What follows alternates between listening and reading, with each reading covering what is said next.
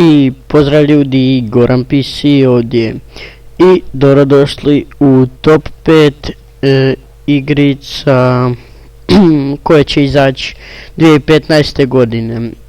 Znači, krenimo, neću puno govoriti o igricama, ali stvarno ne znam kakve su, neke možda i znam, ali eto, znači, ja samo malo da uđem u prvu.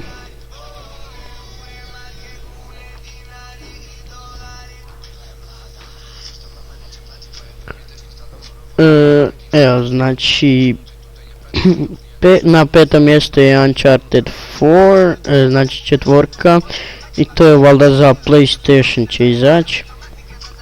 Stvarno ne znam kakva je igrica, par ljudi su mi pomogli da svrstamo ovo od prvog do petog mjesta i koje igrice, i ova je zašla na petom mjestu.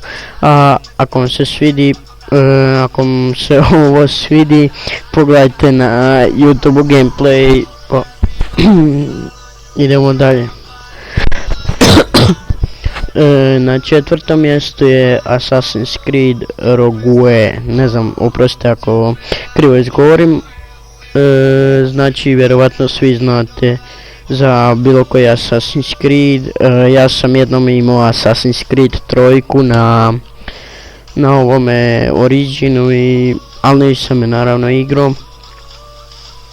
I gledao sam gameplay, znači igra je jako dobra. I ovo je na četvrtom mjestu. Idemo na treće mjesto. Na trećem mjestu je znači igrica se zove Project Cars. I za ovu igricu kažu da će biti najbolja, kako da kažem, najbolja igrica, znači o autima.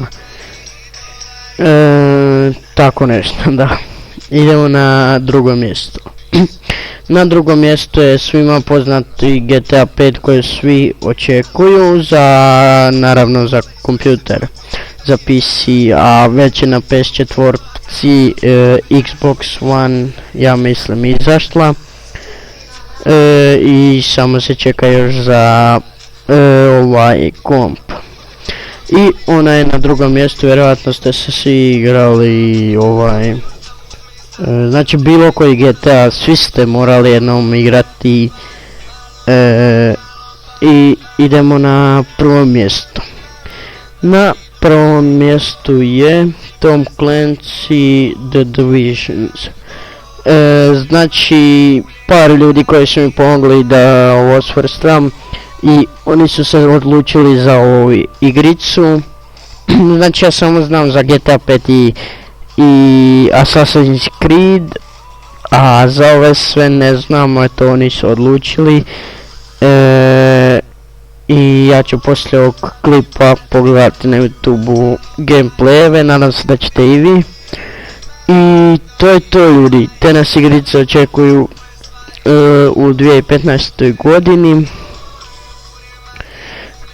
Ja sam odabrao 5 njih i znači to sam odabrao, znači ja i par ljudi mi je pomoglo.